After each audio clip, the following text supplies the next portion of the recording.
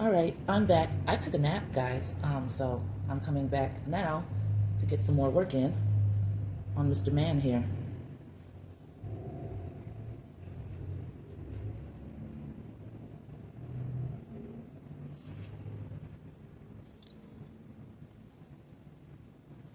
Oh, I forgot to say, there's really not much to explain with what I'm doing right now. Just working. So I'm not going to be talking a lot in this video, like the last one. It allows me to go into much more of a zone, too. Every once in a while, though, I think of something that, I feel is beneficial to share. And I'll open my mouth and say something then. But for right now, I hush.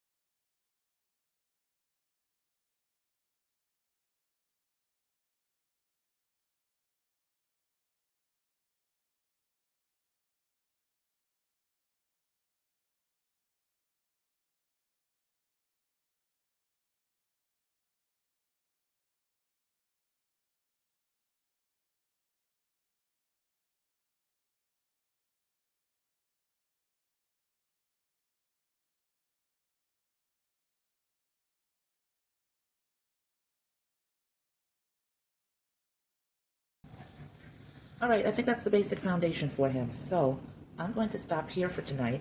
I'm going to loosely bag it, not make it airtight, so that it can harden just a little bit while I'm away at work. Because with the bag tinted over it, it's not going to get really, really dry. It'll still be pliable, but air will circulate through it, so it's going to dry out some. And that's what I want it to do, because once I get home, I'll take the bag off, let it dry a little more on its own, and then I'll be deciding about where I'm going to make that incision for the hollowing, which I think is going to be down here, like coming, let me use something to point. I'll probably put the wire underneath and drag it just behind the eye and start pulling it forward so that I create a slice there. Same thing with this. I can move this lock out of the way a little bit. It's going to come up just behind the eye, right into the forehead. I'll split those two pieces apart, hollow. I'm going to make sure to poke some holes in the nostrils, because I want to start really making sure that I make pinholes, or, holes so that air can escape and lessen the chances for explosion. Even though, I've been on a real good luck streak with that, I don't want to push it. And why not do the things that are, pretty much proven to help in that regard? So I'm definitely going to put hole in the eye socket, hole in the nostrils. There might end up being a hole in the mouth, other areas where it's not mad conspicuous, but I'll make it happen. And so yeah, so once I do that hollowing out, then I'm going to serrate this area, and I'm going to build out the bridge. Again, for those of you who are just seeing this video and haven't seen the ones prior, I'm making a recreation in kiln fired clay that has to go into the kiln, of an old piece that I made that was air dried. So this is the old piece, and as you can see, it's smaller. I wanted to go larger with this one. I wasn't worried about making him an identical twin. I wanted it to have the vibe of the last one, because two pieces had broken off, and again, I'm not comfortable with air dried clay. I just feel like over time it's going to crumble, and I don't want that. I want to be able to glaze this, have it vitrify, and feel really solid about the strength of all of my sculptures. So this is what I'm working on, and I don't think I want to add any more definition at this point. I really want to wait till the hollowing, until it's dried out more, so that the clay is not so sticky and moist, and then I can really go in and chisel, because I do want, areas of this to be chiseled, just like how he is. The nose part is chiseled. There are just some defining lines that I want to keep. I ended up making his lips more full from the side. This one, I just mashed the lips, upward, and both of them work. They're both beautiful in their own right and in their own way. So I'm really happy about how this piece is progressing. I think I want to add some more clay here to fortify this other piece, and I can take care of that right now, because I'm thinking about it. The clay is still nice and wet, and why not? So let me go on in here and add pieces bit by bit, and I'll press it in with the tool once I get it in place. I think that's better. Aesthetically, it's more pleasing. I think the other way that I had it, without realizing it, looked a little too uneven, made it lopsided. And, sometimes those are things that you don't realize until after the fact, sometimes even after they've come out of the kiln, and it's too late to make that type of correction. But I noticed it here, luckily. This is where I have to get in with the tool.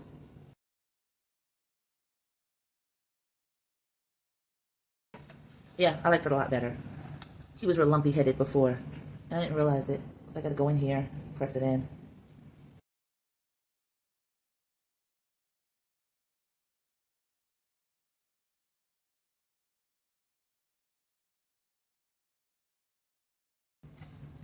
Yeah, much better. All right, I'm going to take this extra soft clay, just pop it onto there. I'll surround these pieces, use these pieces to surround it so it can all stay on one platform, and I can wet it a little. I don't think I need to wet it a little.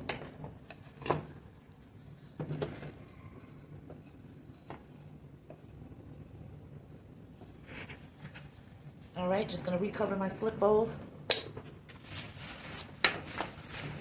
bag it up, and shut it down for the night. Thanks for hanging in there with me, and I will catch you tomorrow. Peace.